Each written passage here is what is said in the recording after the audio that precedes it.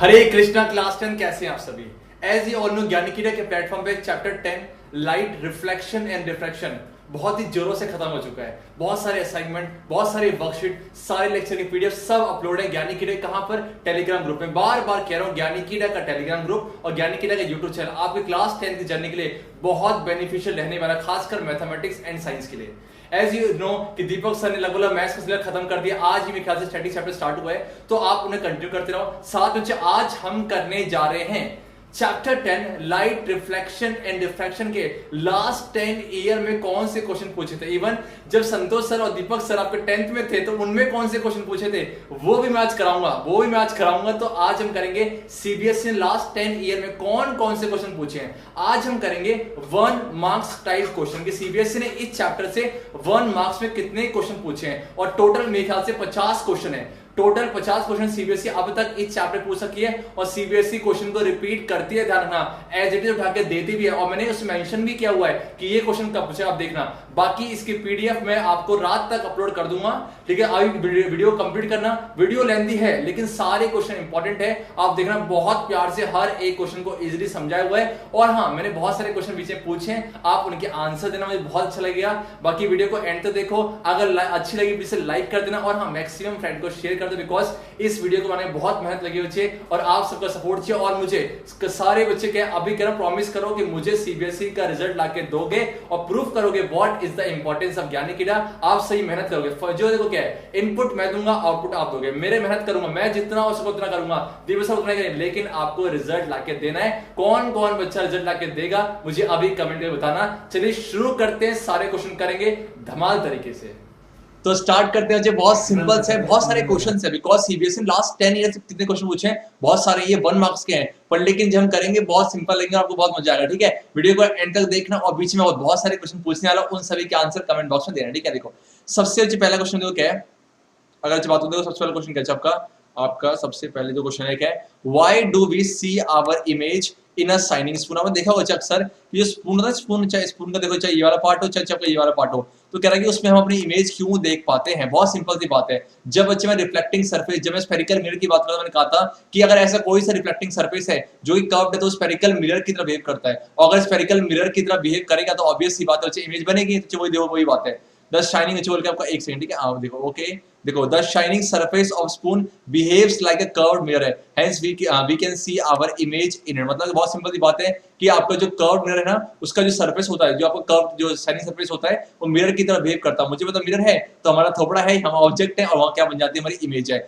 और ये question CBSE 2004 में 1 मार्क्स का पूछा था। सेकंड बोल क्या है, define real image of an object. तो 2 इमेज है, एक बच्चे कौन सा, एक आपका है रियल और एक बच्चे बोलो क्या वर्चुअल है। बहुत सिंपल सी बात है। जब बच्चे मैं रियल की बात करूं, जब भी मैं रियल की बात करूं, ध्यान रखना, इमेज कब बनता है, इमेज तब बनता है जब बच्चे या फिर रिफ्रैक्शन या फिर रिफ्लेक्शन के बाद जहां पर एटलीस्ट 2 रेज ऑफ लाइट मिल जाती है, वहां इमेज बन जाता है। तो बहुत सिंपल, अगर मान लो क्या है, चाहे रिफ्लेक्शन हो चाहे रिफ्रैक्शन हो, अगर मान लो रिफ्लेक्शन या रिफ्रैक्शन के बाद अगर at least 2 rays of light actual में मीट कर रही है, कैसे एक्चुअल आपका, अगर एक्चुअल में मीट करेगी तो ऐसे इमेज को बोलते हैं रियल इमेज है। कोई दिक्कत है। सेम बच्चे अगर एक्चुअल में मीट नहीं कर रही है, बोलो कौन सा केस है, अपीयर टू मीट है, बोलो क्या आपका अपीयर टू मीट है। जैसे आपने देखा होगा, बोलो क्या, अब देखो एक होता है एक्चुअल मीट और एक बोलो क्या अपीयर टू मीट। फर्क है, एक्चुअल मीट में क्या है, रिफ्लेक्शन या रिफ्रैक्शन होने के बाद उसमें मिलता है, पर लेकिन अपीयर टू मीट में क्या है, रेज मिलती नहीं, हम उसे एक्स्ट्रापोलेट करते हैं फिर जाके मिलती है, ठीक है। आपने कहा क्या है, तो ध्यान दो, अगर बोलो ये कनकेव मिरर है, कनकेव मिरर है, सोचिए कनके चल के मान लो कि यहाँ से रेज आया और यहाँ से रेज आया, टकरा के चल के इस पॉइंट पे मिल गया। सोचिए बोला ये रिफ्लेक्शन के बाद एक्चुअल में मीट हुआ ना, अगर एक्चुअल में मीट हुआ तो कौन सा केस अच्छे, बोलो ये आपका है ये रियल, कौन सा केस आपका ये रियल इमेज है। लेकिन अगर एक्चुअल मीट नहीं होगा तो क्या बोलेंगे, आपका वर्चुअल मिरर। कोई दिक्कत, जैसा प्लेन मिरर में होता है, ठीक है। तो थर्ड क्वेश्चन क्या है, what do you mean bye, और ये क्वेश्चन 2011 पूछा गया था, ठीक है। अब क्या है question third, what do you mean by pole of a spherical mirror. बहुत सिंपल है, स्फेरिकल मिरर क्या है, देखो ये कर्व्ड है, बच्चे बोल के ये आपका क्या है, देखो ये कनकेव है। सेम बच्चे बोल के आपका ये कौन सा, आपका ये आपका कन्वेक्स है। दोनों के चाहे कनकेव हो चाहे कन्वेक्स हो, उनका जो सेंटर होता है, जो सेंटर होगा, जो इसी सेंटर को क्या बोलते हैं, इसे बोलते हैं पोल ऑफ द मिरर। मतलब the centre of the reflecting surface, चाहे कर्व्ड इनवर्ड्स हो चाहे कर्व्ड आउटवर्ड्स हो, उसी को क्या बोलते हैं, पोल। और हम पोल को जो है, पोल को, पोल्स को हम दिखाते हैं, किसको, पोल को हम पी से डिनोट करते हैं। मेरा आपसे क्वेश्चन है, बताओ एक है होता है पोल और एक होता है centre of curvature. Centre of curvature और पोल, क्या पोल जो है वो रिफ्लेक्टिंग सरफेस का पार्ट होता है या नहीं होता? सेम बच्चे क्या है, क्या centre of curvature reflecting surface का पार्ट होता नहीं होता? तो आप ये बताना कि सेंटर ऑफ कर्वेचर और पोल, इनमें से कौन सा मिरर का एक्चुअल में पार्ट होता है, कौन सा नहीं होता। अब करते हैं fourth question, what is the centre of curvature. बहुत सिंपल बच्चे, क्या है, सेम बच्चे बोलो क्या है, देखो ये आपका कौन सा मिरर है बच्चे, ये कनकेव है। सेम बच्चे बोलो क्या है, ये कौन सा आपका कन्वेक्स है। मुझे आप बताओ, ये कनकेव है ना, ये जो आपका जो स्फेरिकल, ये जो है, ये जो सरफेस है, इसे पक्का कहीं से निकाला गया बच्चे, मान लो कि ये पक्का किसी स्फीयर का पार्ट था।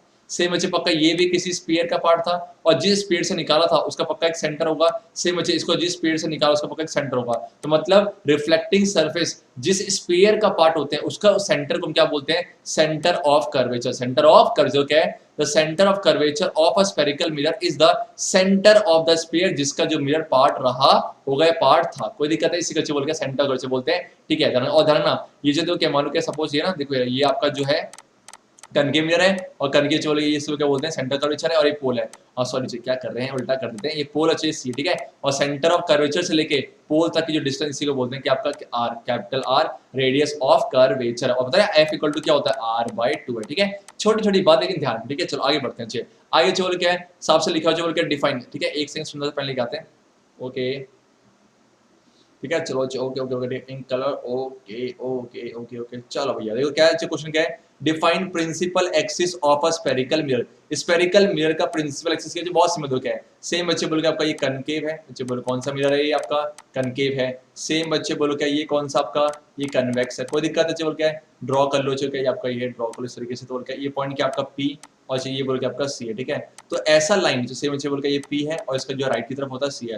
तो ऐसा लाइन जो कि सेंटर ऑफ कर्वेचर को पोल से जोड़ता है, ऐसा लाइन जो कि किसी भी आपका स्फेरिकल मिरर के सेंटर ऑफ कर्वेचर को पोल से जोड़ने का काम करता है, और उसी लाइन को क्या बोलते हैं, प्रिंसिपल एक्सिस। जो क्या है, a straight line passing through the pole and the centre of curvature of a spherical mirror is called principal axis. कोई दिक्कत, ठीक है। इसका मतलब ऐसा लाइन जो कि सेंटर ऑफ कर्वेचर को पोल से जोड़ता है। अब करते हैं क्वेश्चन नंबर 6। जो क्वेश्चन 6 क्या कह रहा है, ये पेन सुंदर नीचे के दूसरा पेन लेते हैं, ओके ठीक है। चलो अब हम करेंगे क्वेश्चन नंबर 6। चलो क्या है, a ray of light moving along the principal axis is falling on a concave mirror है, in which direction is it reflected। बहुत सिंपल, क्या मैंने क्या बोला है कि मान लो सपोज ये concave mirror है, ये concave mirror है, कोई दिक्कत है, concave mirror इस तरीके से concave mirror है, और कह रहा है कोई ray of light है, कोई ray of light इस तरीके से आ रहा है, प्रिंसिपल एक्सिस में आ रहा। तो सोचिए, बोला अगर प्रिंसिपल एक्सिस से आएगा तो टकराने के बाद सेम प्रिंसिपल एक्सिस से, सेम अच्छे बोल के प्रिंसिपल एक्सिस चला जाएगा।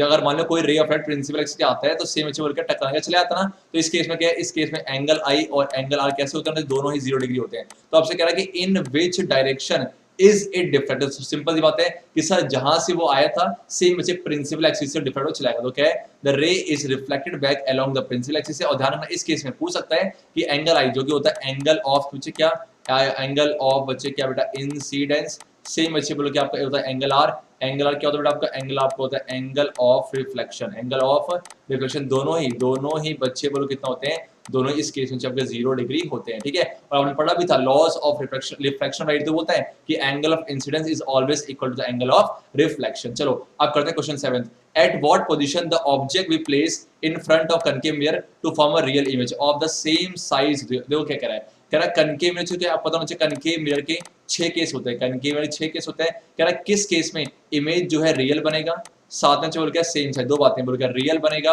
और साथ में क्या सेम साइज है। तो क्या आपको याद है, जब आपका ऑब्जेक्ट सेंटर ऑफ कर्वेचर पे रखा होता है, जब आपका ऑब्जेक्ट सेंटर ऑफ कर्वेचर होता है तो उस केस में इमेज कहां बनता है, सेंटर ऑफ कर्वेचर पे। और ध्यान रखना इस केस में आपकी जो ऑब्जेक्ट की हाइट है एच, सॉरी जो आपकी ऑब्जेक्ट की हाइट है एच ओ और एच आई दोनों कैसे होते हैं, इक्वल होता है। It means H O equal to H I कब होता है, जब आपका ऑब्जेक्ट सी पे रखा होगा, सी बच्चे क्या है at the centre of curvature, मतलब ऑब्जेक्ट और दो सेंटर ऑफ कर्वेचर पे। तो उस केस में आपकी जो इमेज है उसे कहां बनेगी, सेंटर कर्वेचर, और सेम साइज साथ में रियल बनती है। कोई दिक्कत है, और रियल का पार्टनर कौन होता है, रियल का पार्टनर कौन है, मुझे कमेंट बॉक्स में इसका आंसर देना। अब करते हैं question number 8। What is the minimum distance between an object and it's real image in case of a concave mirror. कह रहा बताओ कि ऑब्जेक्ट और इसकी जो रियल इमेज है, ऑब्जेक्ट और रियल इमेज के बीच में मिनिमम डिस्टेंस क्या हो सकती है? जो ऑब्वियस सी बात है बच्चे बोल के जीरो, बिकॉज मिनिमम की बात करें तो ये क्या देखो, ये कौन सा चीज कनकेव है, जो कनकेव है और जो बोल के मान लो क्या है, ये कह रहा है कि देखो क्या है ऑब्जेक्ट ना, तो ऑब्जेक्ट और रियल जो मान लो कि सपोज क्या ऑब्जेक्ट और बोल के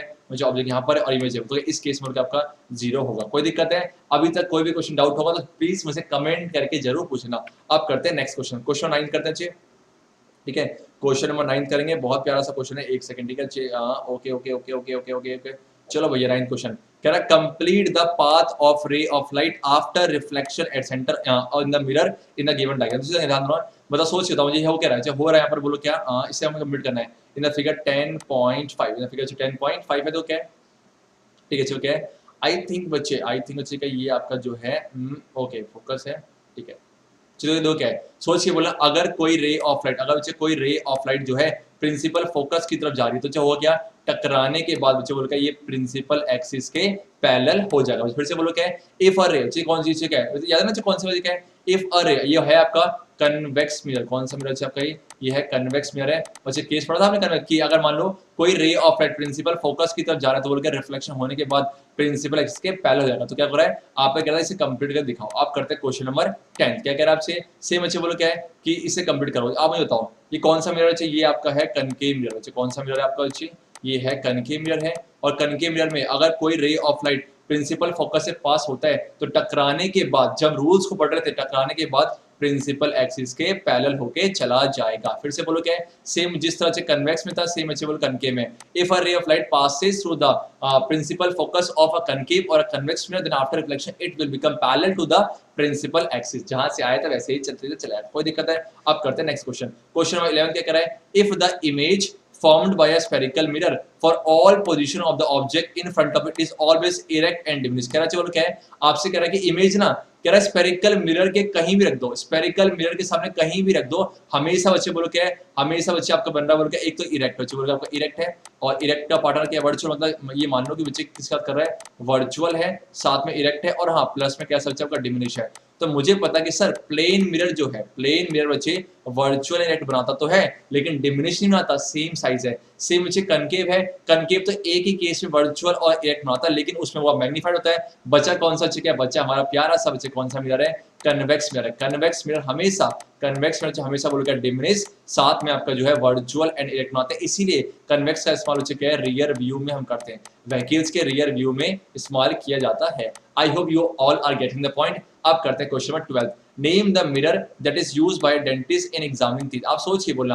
आप टीथ में, अगर आपको टीथ देखना है तो डेंटिस्ट क्या चाहेगा, डेंटिस्ट चाहेगा कि जो टूथ दिखे और जो दांत है ना उसकी मैग्नीफाइड इमेज बने। तो जो सेम बच्चे प्लेन मिरर है, कन्वेक्स मिरर है, प्लेन मिरर कन्वेक्स मिरर है, सेम बच्चे बोलोगे कनकेव मिरर है। अब ध्यान से सुनना कि प्लेन मिरर सेम साइज तो इस्तेमाल करोगे नहीं, कन्वेक्स अभी पढ़ा है डिमिनिश बनाता है नहीं, बचा कौन सा कनकेव इकलौता। और मेरा आपसे क्वेश्चन है कि कनकेव किस केस में, कनकेव के किस केस में डेंटिस्ट जो है उस मिरर का इस्तेमाल करते हैं, वो केस बताओ। केस माने क्या कि ऑब्जेक्ट की जो है ऑब्जेक्ट पोल से कहां लोकेट होगा उस केस में, मुझे बताओ क्या है, पोजीशन ऑफ द ऑब्जेक्ट क्या होगा, पोजीशन ऑफ द ऑब्जेक्ट क्या होगा जिस केस में डेंटिस्ट जो यूज करते हैं कनकेव मिरर का। ये आपका आंसर मुझे कमेंट बॉक्स में देना, मुझे बहुत अच्छा लगेगा। अब करते हैं क्वेश्चन 13 है, a ray of light is incident on a convex mirror as shown in figure. कुछ इस तरीके से, ये कन्वेक्स मिरर बिकॉज बच्चे कहते हैं ये पॉलिश है, ये कन्वेक्स मिरर है, सेम से कह रहा है कुछ इस तरीके से। तो आप सोच के बोला मुझे आप बताओ कि कह रहा है कि इस डायग्राम कंप्लीट करो। और ये क्वेश्चन 2006 2012 पूछा गया है, ठीक कुछ नहीं हो गया, ये आया प्रिंसिपल एक्सिस। देखो इसे ये क्या बच्चे, ये आपका है principal axis, principal axis same बच्चे क्या होगा, जो रे ऑफ लाइट आया ना, क्या है अगर कोई रे ऑफ लाइट प्रिंसिपल एक्सिस के पहला आधा क्या रिफ्लेक्शन के बाद चला जाएगा इस तरीके से, तो सोच कर मिला नहीं तो क्या होगा, इसे पीछे एक्स्ट्रापोलेट करो, पीछे बोल के आपको ये प्रिंसिपल फोकस से मिलेगा इस तरीके से, ये चला जाएगा बोल के, उसके हम इसे पीछे एक्स्ट्रापोलेट करेंगे आपका। और याद है जब भी अपीयर, अब इस केस में अपीयर टू मीट होता है, इस केस में बोल के आपका अपीयर टू मीट होगा, और जब भी अपीयर टू मीट हो, एक्चुअल मीट नहीं हो रही है, तो कैसा नेचर होगा जो आपका virtual and erect. Yes my dear friends, virtual and I erect, कोई दिक्कत है। चलो चलो चलो चलो आप करते हैं नेक्स्ट क्वेश्चन। क्या रहता बताओ, what do you mean by principal focus of a concave mirror. बहुत सिंपल है, जब जब प्रिंसिपल फोकस को डिफाइन करना है हमेशा ऑब्जेक्ट को कहाँ प्लेस कर दो, ऑब्जेक्ट को प्लेस कर दो बच्चे कहाँ बोलो आपका इन्फिनिटी। फिर से बोलो, जब जब बच्चे आपको प्रिंसिपल फोकस चाहे वो लेंस हो चाहे मिरर हो डिफाइन करना है हमेशा ऑब्जेक्ट को इन्फिनिटी प्लेस करो। तो बच्चे क्या है कनकेव, देखो क्या है ये कनकेव मिरर ड्रॉ करो सुंदर सा कनकेव मिरर, ठीक है। देखो क्या होता है सेम बच्चे बोल के आपका ये इस तरीके से इसे बोलेंगे पोल, ठीक है अच्छे, और ये आपका है सेंटर कर्वेचर है, ठीक है। और है देखो ऑब्जेक्ट इन्फिनिटी मान लो, और जब भी इन्फिनिटी से रेज ऑफ लाइट आएंगे तो हमेशा बोलो क्या पहले एक यहाँ से आई से मुझे एक आए, ठीक है। अब बोलो क्या एक आए इस तरीके से, चौन के एक आए यहाँ पर है। तो बहुत सिंपल है, अगर कोई रे ऑफ लाइट प्रिंसिपल एक्सिस के पहले तो क्या टकराने का एक पॉइंट से गुजरेंगे, तो जब भी टकराने के बाद देखो क्या जब भी आपका ऑब्जेक्ट कहाँ पर है, ऑब्जेक्ट बच्चे कहाँ पर है एट इन्फिनिटी, तो इन्फिनिटी से जब भी पैरेलल रेज बच्चे बोलो क्या जब भी आपका पैरेलल जो है रेज ऑफ लाइट आएंगी तो आफ्टर रिफ्लेक्शन होने के बाद जिस पॉइंट पे मिलता है, रिफ्लेक्शन होने का जिस पॉइंट पे मिलता है उसी पॉइंट को क्या बोलते हैं हम capital F, that is known as what principal focus है, ठीक है। अब मेरा आपसे क्वेश्चन है, बताओ कि मुझे क्वेश्चन ये है कि प्रिंसिपल फोकस से लेके पोल तक के डिस्टेंस को क्या बोलते हैं, इसका आंसर मुझे कमेंट बॉक्स में देना, ठीक है। तो आप डिफाइन करो, principal focus of a concave mirror is a point situated on its principal axis, जहां पर लाइट रेज जब पैरेलल आती हैं तो टकराने के बाद जिस पॉइंट पे मिलती है। कोई दिक्कत है बिल्कुल नहीं चाहिए। अब करते हैं नेक्स्ट क्वेश्चन, क्वेश्चन 15 है, draw ray diagram to show the principal focus of a concave. Same नीचे क्या है देखो, जैसे ड्रॉ किया ना कनकेव का, जो कनकेव का तो यही है, सेम नीचे कन्वेक्स ड्रॉ करते हैं। कैसे, तो क्या है मान के सपोज ये आपका ये कन्वेक्स है, ये आपका कन्वेक्स मिरर है, ठीक है। और जब भी मैंने कहा प्रिंसिपल फोकस को डिफाइन करोगे, ऑब्जेक्ट को कहाँ प्लेस करोगे बच्चे, ऑब्जेक्ट को प्लेस करेंगे, बोलोगे ऑब्जेक्ट को प्लेस कर देंगे इन्फिनिटी है, देखो ये आया टकरा के चला जाता है। सेम बच्चे क्या देखो आपका ये आएगा, देखो इस तरीके से आया और टकरा के चला गया, कोई दिक्कत अच्छे क्या मिला नहीं। अब जब पीछे एक्स्ट्रापोलेट करो इस तरीके से, जब पीछे मिलेगा तो बोलेंगे प्रिंसिपल फोकस, कोई दिक्कत है। देखो यहाँ से लेके यहाँ डिस्टेंस कैसे होगी पॉजिटिव, सेम बच्चे यहाँ से बोल के यहाँ पर आपका नेगेटिव है। तो अगर आपसे पूछे बताओ कनकेव मिरर का जो फोकल लेंथ कैसा होगा सर नेगेटिव, लेकिन इसका जो फोकल लेंथ कैसा होगा पॉजिटिव, क्यों, बिकॉज पोल से राइट की तरफ पॉजिटिव होगा और पोल से लेफ्ट आपको नेगेटिव। कोई दिक्कत है बिल्कुल नहीं होनी चाहिए। आप करते हैं क्वेश्चन नंबर 16 था, मजा नहीं आ रहा चाहिए, अगर अच्छी वीडियो अच्छी लगी फिर लाइक करना, ठीक है। मुझे क्या देखो क्वेश्चन 16 करते हैं। अब हम करते हैं एक सेकंड बच्चे बचा लो मेरे, चलो तो क्या कह रहा है, give a formula to find refractive index of a glass slab in terms of angle of incidence और एंगल ऑफ रिफ्लेक्शन। क्या कह रहा है बच्चे देखो, एक है एन मतलब क्या है आपका रिफ्रैक्टिव इंडेक्स, सेम बच्चे angle I angle of incidence, और एक बोलो कि angle of R angle of refraction है। कह रहा इन तीनों के कौन सा, बहुत सिंपल है कि N equal to sine I upon पे साइन आर, ठीक है। और इसी को क्या बोलते हैं, इसी को बोलते हैं स्नेल्स लॉ ऑफ रिफ्रैक्शन और ये रिफ्रैक्शन का सेकंड लॉ भी है। तो इस फॉर्मूले से आप अगर आपको जो है आई जो है एंगल ऑफ इंसिडेंस जो साइन रेशियो पता हो सिर्फ आर, तो आराम से आप रिफ्रैक्टिव इंडेक्स कैलकुलेट कर सकते हो। आप करते हैं क्वेश्चन नंबर 17। चलो मेरा आपसे क्वेश्चन है कि रिफ्रैक्टिव इंडेक्स की यूनिट क्या होती है, मुझे आंसर देना कमेंट बॉक्स में। चलो करते हैं क्वेश्चन 17 है, the radius of curvature of a concave mirror. कोई कनकेव मिरर है उसका रेडियस ऑफ कर्वेचर क्या 50 है, इसका मतलब आर बच्चे बोलो कितना है प्लस का कि माइनस का, बच्चे बोल के माइनस का 50 सेंटीमीटर। माइनस क्यों, बिकॉज बच्चे कनकेव का बच्चे बोल के कनकेव का जो है सेंटर ऑफ कर्वेचर कहाँ होता है बच्चे, ये इस तरफ होता है तो बोल गया, और यहाँ से लेके यहाँ तक के डिस्टेंस क्या बोलते हैं आर। कोई दिक्कत नहीं, मींस आर माइनस 50 है। आपसे कह रहा है कि अगर आर माइनस 50 है तो एफ बोलो क्या है पक्का कितना होगा सर r/2, आर बोलो तो क्या है आपका -50 बाय बचे कितना 2, इसका मतलब बोल क्या -25 सेंटीमीटर, ठीक है। ये प्लस माइनस तो सिर्फ साइन कन्वेंशन है। कह रहा ऑब्जेक्ट को कहाँ प्लेस करे कि इमेज कहाँ बने बच्चे इन्फिनिटी। फिर से बोलो ऑब्जेक्ट को कहाँ प्लेस करे कि इमेज कहाँ बने इन्फिनिटी। बहुत सिंपल है कि सर ऑब्जेक्ट आपको याद है कनकेव के कौन से केस में इमेज इन्फिनिटी बनता है, सर बहुत सिंपल है, जब बच्चे आपका ऑब्जेक्ट जो है प्रिंसिपल फोकस में रखा होता है, जब आपका ऑब्जेक्ट बोलो क्या है प्रिंसिपल फोकस में होता है, तो इस केस में आपका इमेज कहाँ बनता है बच्चे, आपका इमेज बनेगा बोलो कहाँ पर इन्फिनिटी। मतलब क्या है सर, बहुत सिंपल है, मतलब ये है कि ऑब्जेक्ट को यहाँ रख दो, यहाँ पर एफ ना। अब सोच के बोला अगर पोल से लेके सेंटर कर्वेचर कितना है 50 है, तो जो बताओ यहाँ से लेके ये कितना चाहिए आपका, ये पक्का कितना होगा आपका ये 25। तो इसका मतलब ऑब्जेक्ट को 25 सेंटीमीटर टू द लेफ्ट अब रख दो, आपका इमेज पक्का इन्फिनिटी में बनेगा। और ये क्वेश्चन 2012 पूछा गया था, ठीक है। और question 18 define refractive index of medium, और ये क्वेश्चन देखो 2011, 13, 14, 15 में पूछा गया। बहुत सिंपल, देखो किसी भी मीडियम का रिफ्रैक्टिवनेस क्या होता है, स्पीड ऑफ बोल के आपका स्पीड ऑफ, ठीक है, स्पीड ऑफ लाइट इन बोल के स्पीड ऑफ लाइट इन बच्चे बोल के आपका वैक्यूम, ठीक है। अपॉन बेटा बोल के अपॉन पे आपका होता है क्या है speed of light in medium, in any medium, in medium कोई दिक्कत है। और ध्यान रखना speed of light in vacuum fix होता कितना, इसको सी से और बोलोगे इसको बी से। तो आप बोलोगे refractive index of any medium is defined as the ratio of the speed of light in vacuum to the speed of light in medium. फिर से बोलो, refractive index of any medium is defined as the ratio of speed of light in vacuum to the speed of light in medium है, and n is given by capital small c upon small b, where small c is speed और vacuum है, और इसके लिए fix होती है कितना 3 into 10⁸ metre पर second. I hope you are getting the point. अब करते हैं आगे। क्वेश्चन 19 है refractive index of water with respect to air, मतलब चलो क्या है, refractive index of water with respect to air कितना बच्चा आपका 1.33। कोई दिक्कत है? आपसे क्या कह रहा है, what is the refractive index of air with respect to water. क्या कह रहा है, अब एयर को ऊपर कर दो, आपसे NA/NW पूछ रहा है, तो क्या करो, इसको नीचे पर लगा दो। इट मींस आपको NW/NA मतलब refractive index of water with respect to air दे रखा था इतना, अब इसका उल्टा, इट मींस क्या करो, इसको उल्टा कर दो, इसका रेसिप्रोकल कर दो, बोल के आपका आएगा 1/P 1.33, ठीक है। तो इसको डिवाइड करना, जो भी आंसर होगा मुझे आप कमेंट बॉक्स में देना कि सर इस पार्ट का आंसर ये है, ठीक है। अब करते हैं question number 20। A ray of light strikes the glass slab at an angle of 90 degree. अच्छा क्वेश्चन है, देखो इस तरीके से, क्या देखो यार, मान लो क्या ये ग्लास स्लैब है, और कोई देखो ग्लास स्लैब चाहिए आपका, ये है सुंदर सा बच्चे बोलिए आपका ग्लास स्लैब है, और मान लो कि यहाँ पर कोई रे ऑफ लाइट आया, अच्छा बोल के मान लो क्या है, ये रे ऑफ लाइट आया इस तरीके से, ठीक है, जैसे क्या 90 डिग्री पर आया, बोल क्या सरफेस से, तो क्या है सरफेस से 90 डिग्री पर आया है, तो कह रहा है इस केस में एंगल ऑफ इंसिडेंस और एंगल ऑफ रिफ्लेक्शन क्या होगा। ऑब्वियस सी बात है, ये जो एंगल ऑफ, जो चीज क्या ध्यान रखना, एंगल ऑफ इंसिडेंस हो चाहे एंगल ऑफ रिफ्लेक्शन हो, हमेशा हम जो है नॉर्मल से मेजर करते हैं, क्या है, सोचिए बोला, ये जो क्या है, ये आपका इंसिडेंट रे, ये आपका इंसिडेंट रे है, ठीक है, कोई दिक्कत है, और नॉर्मल तो चाहिए, नॉर्मल भी तो यही है बच्चे, एक सेकंड, ठीक है, एक सेकंड, ठीक है। अगर बात करो बोल के इस केस में नॉर्मल भी तो बच्चे यही है, तो क्या अगर इंसिडेंट है ना, तो नॉर्मल भी यही होता है, बिकॉज कि नॉर्मल क्या होता है, नॉर्मल वो रे है जो कि सरफेस से 90 बनाता है। इसका मतलब क्या है कि सर इंसिडेंट भी ये रहा और नॉर्मल भी ये रहा, सोच बना कुछ एंगल बना नहीं ना, और एंगल नहीं बना था, क्या है, तो एंगल आई कितना है 0 डिग्री, क्यों, बिकॉज दोनों इकट्ठे हैं, जो आपके इंसिडेंट था और नॉर्मल दोनों एक जैसे हैं, और सोच बोला इस केस में एंगल ऑफ रिफ्लेक्शन कितना होगा, बहुत से बच्चे क्या सेम ऐसा होगा। ध्यान रखना, जब भी बच्चे क्या है, जब भी बच्चे कोई रे आपका जो है 90 डिग्री पर इंसिडेंट होती है, तो ये रिफ्रैक्शन होगा ही नहीं, बेंडिंग टेक प्लेस नहीं करेगा। ध्यान रखना, इस केस में बेंडिंग टेक प्लेस करेगा ही नहीं, और एंगल आई जो कि 0 डिग्री है, सेम बच्चे एंगल आई इसके 0 डिग्री होगा। मतलब क्या है कि सर यहां से सीखा कि अगर कोई रे ऑफ लाइट किसी भी सरफेस के ऊपर इंसिडेंट होती है ना, अगर 90 डिग्री पर, तो मतलब रिफ्रैक्शन या बेंडिंग टेक प्लेस करता ही नहीं। देखो क्या है, angle of incidence and angle of refraction both are equal to 0 degree. अब करते हैं क्वेश्चन नंबर 21। आई होप ये अपने क्वेश्चन आपको पता लगा होगा क्या करना, ठीक है।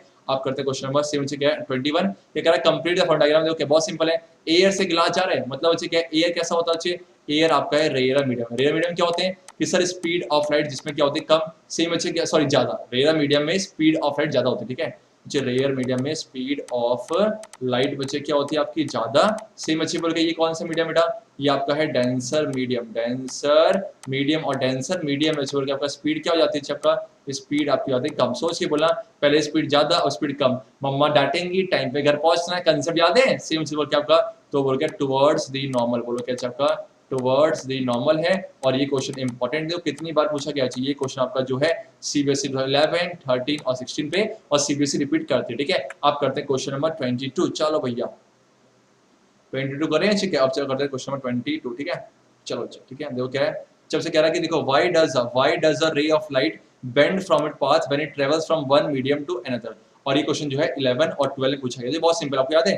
देखो आपने क्या पढ़ा, आपने पढ़ा था कि सर रिफ्रैक्शन ऑफ लाइट क्या होता है, रिफ्रैक्शन ऑफ लाइट क्या होता है, सर बहुत सिंपल है कि जब भी लाइट बच्चे आपका एक ट्रांसपेरेंट से दूसरे ट्रांसपेरेंट मीडियम जाता है, तो हम क्या देखते हैं, बेंडिंग टेक प्लेस करता है। whenever light travels from one transparent to another transmedium, हमेशा बेंडिंग टेक प्लेस करता है। और बेंडिंग बोलो क्या, दो केस होते हैं, बोलो क्या है, एक तो होता है आपका, एक होता है आपका टुवर्ड्स, ठीक है, टुवर्ड्स द नॉर्मल, एक केस बोलो क्या आपका टुवर्ड्स द नॉर्मल, ठीक है अच्छे, और एक बोलो क्या आपका, एक होता है आपका अवे फ्रॉम द नॉर्मल, दो केस है, टुवर्ड्स द नॉर्मल और बच्चे बोल गया अवे फ्रॉम द नॉर्मल है। तो क्वेश्चन ये कह रहा है कि बताओ कि जब आपका लाइट एक से दूसरे, अगर एक मीडियम से दूसरे मीडियम जाता है, क्या टेक प्लेस करता है। जो बहुत सिंपल है, जो क्या कह रहा है, क्यों आपको जो क्या कह रहा है कि देखो जब लाइट एक से दो जाता है, मुझे पता है बेंडिंग टेक प्लेस करता है, क्यों करता है, बहुत सिंपल है, अलग अलग मीडियम पे स्पीड ऑफ लाइट अलग अलग होती है। फिर से बोलो, अलग अलग मीडियम पे जो है स्पीड ऑफ लाइट अलग, it means different media have different speed of light है,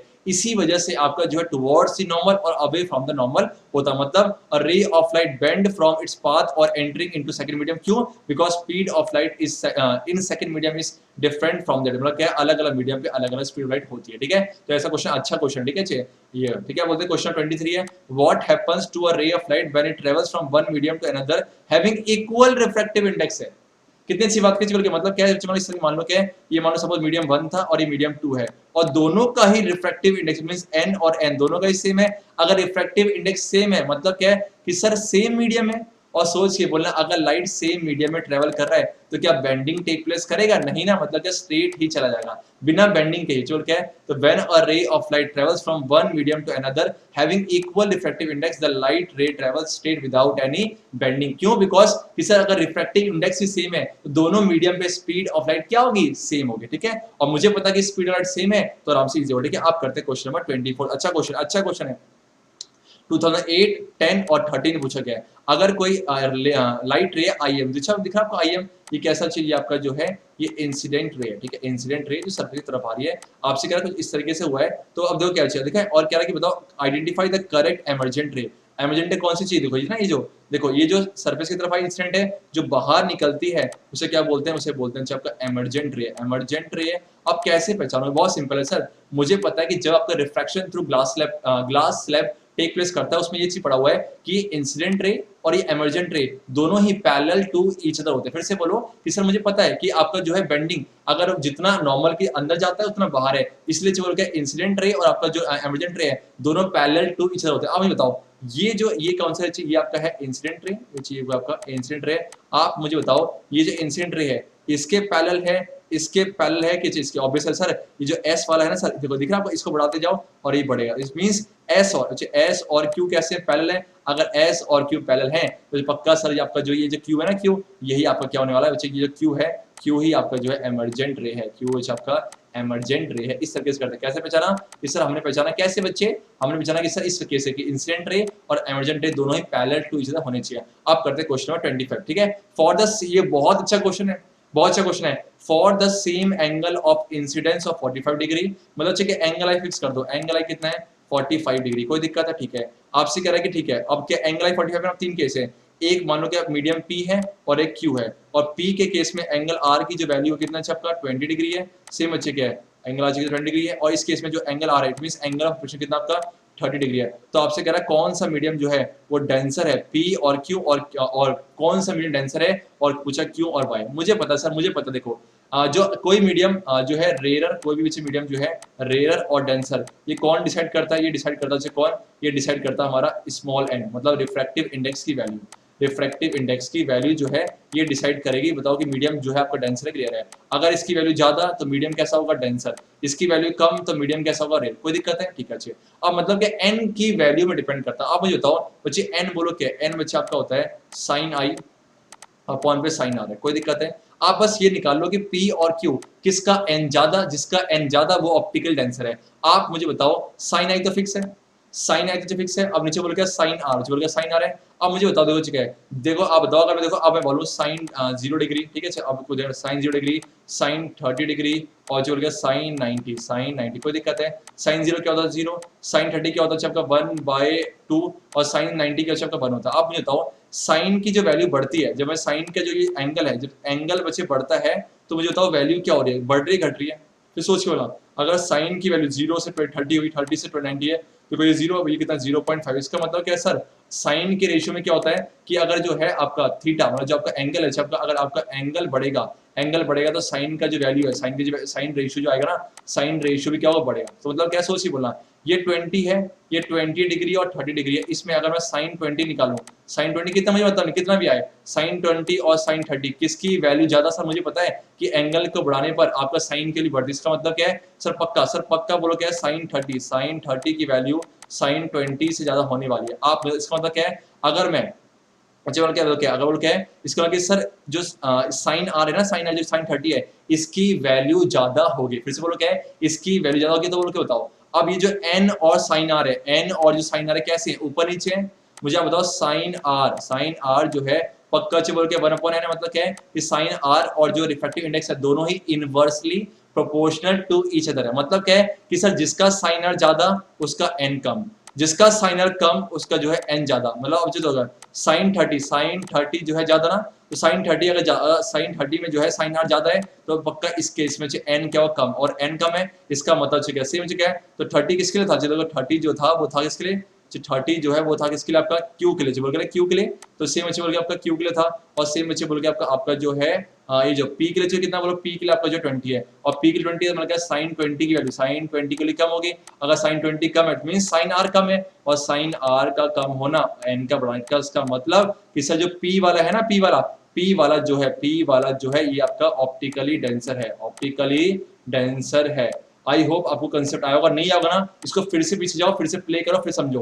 मैंने क्या बोला कि देखो क्या है आपका एन और साइन आर जो है इनवर्सली है, और साइन आर की वैल्यू का बढ़ना एन का घटना, इसका घटना इसका बढ़ना, और साइन आर किसकी ज्यादा अच्छी, साइन आर जो है आपका क्यू के लिए ज्यादा है, इसलिए चल गया क्यू जो है रेयर है, और जब पी क्या आपका डेंसर है, और पी डेंसर है तो क्या ठीक है, तो क्या आप सोचो कौन सा डेंसर है, तो पी है। ठीक है, ये जो आंसर है ये गलत लिखा हुआ है, इसमें डाल दो, ये गलत है, ये किसी और का आंसर गलती से आ गया। ठीक है चलो, तो पी वाला डेंसर है, क्यों, बिकॉज पी वाले के लिए एन की वैल्यू क्या है आपका ज्यादा। ठीक है, पी वाले के लिए जो है एन की वैल्यू ज्यादा है, रिफ्रैक्टिव इंडेक्स ज्यादा। ठीक है चलो आगे बढ़ते, ठीक है, तो आगे बोलो है, एक सेकंड, ठीक है मैं बचा लो, ठीक है, तब तक ठीक है, तब तक आप मिल लो मंतो सर से, मिल लो इनसे मिल लो, यहाँ पढ़ते पढ़ते यहाँ थक गया मैं, और ये आगे मोच काट लिया। सब्सक्राइब नहीं किया ना, चलो वीडियो पॉज कर ले, चैनल सब्सक्राइब कर लो, ठीक है। अब जाओ बोल के, तो क्या आप करते हैं क्वेश्चन नंबर 26, तो क्या आपसे a ray of light travelling from medium X enters into another medium Y है। जो कह रहा है कोई लाइट ना चल के आप कहां से बोला एक्स से वाई चला गया, कह रहा है कि if it bends away from the normal, अगर अवे मतलब क्या इस तरीके से होगा, क्या मतलब ऐसे आया होगा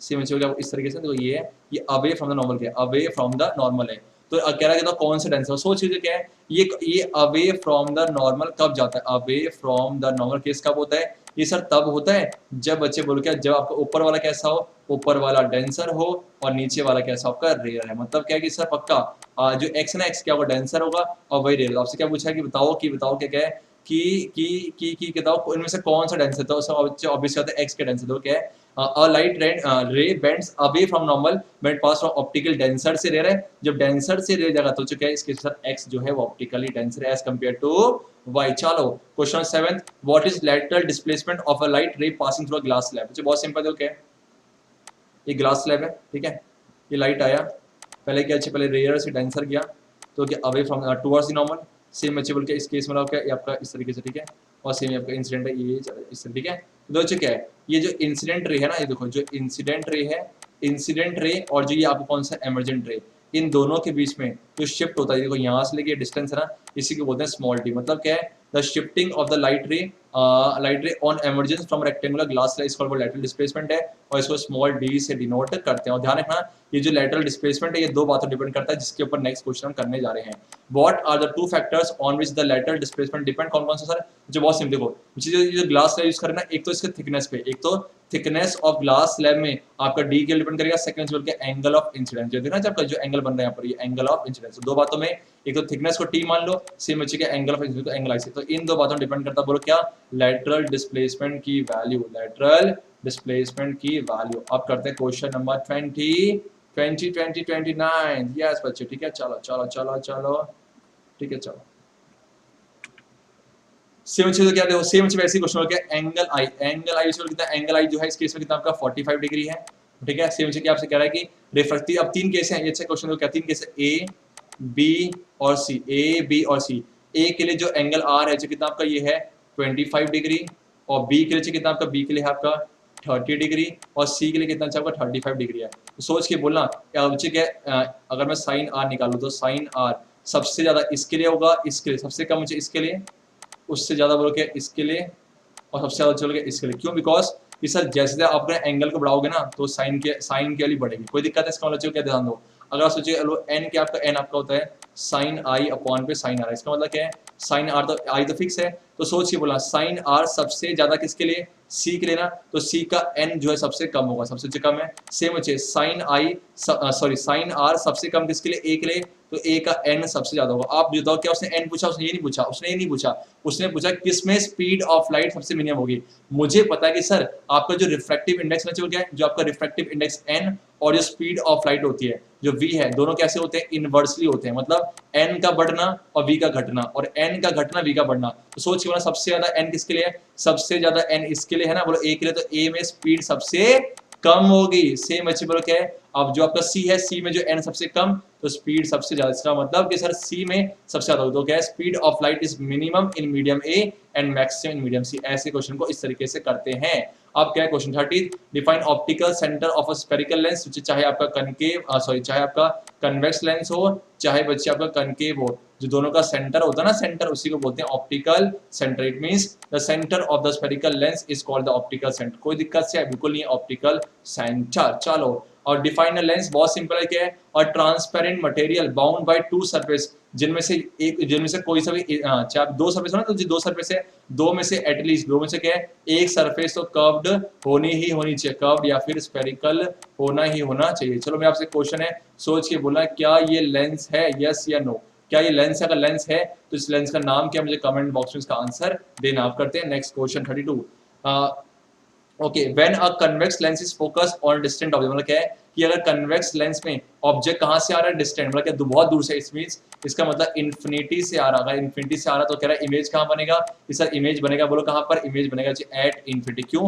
जब बच्चे आपका sorry at principal focus, at principal focus. अब मुझे पता है कि सर लेंस के दो होते हैं, तो एट प्रिंसिपल फोकस f2, कोई दिक्कत है। और ये क्वेश्चन बहुत पुराना है, 2004 में पूछा गया था। बोलते हैं ना ओल्ड इज गुड, आ सकता है। Define power of a lens, बहुत सिंपल है, power of a lens is defined as the reciprocal of its focal length. बोलो क्या है, power of lens is defined as the reciprocal of its focal length है। कह रहा है इसकी एसआई यूनिट क्या है सर, बहुत सिंपल है, इसकी एसआई बोलो क्या है, डायोप्टर। बोलो क्या है, डायोप्टर है। और कह रहा है कि बताओ what is the relationship between the SI unit of power and SI unit of focal length. बहुत सिंपल है, क्या है, 1 डायोप्टर इक्वल टू बोलो क्या, 1 upon metre. It means 1 dioptre equal to 1 पर मीटर। ध्यान रखना, एक डायोप्टर उस पावर का लेंस है जिसका फोकल लेंथ कितना चाहिए, 1 मीटर। मतलब क्या है कि sir 1 dioptre is the power of lens whose focal length is 1 metre है। अब करते हैं क्वेश्चन 34, रीड्रॉ करना है। अगर कोई रे ऑफ लाइट जो है अब प्रिंसिपल एक्स के पहले आएगी तो क्या टकराने के बाद बच्चे बोल के, सॉरी रिफ्रैक्शन के बाद, जो क्या है आपका रिफ्रैक्शन के बाद, बोलो क्या है आपका प्रिंसिपल फोकस f2 से चले जाती है। कोई दिक्कत है? बिल्कुल नहीं है। चलो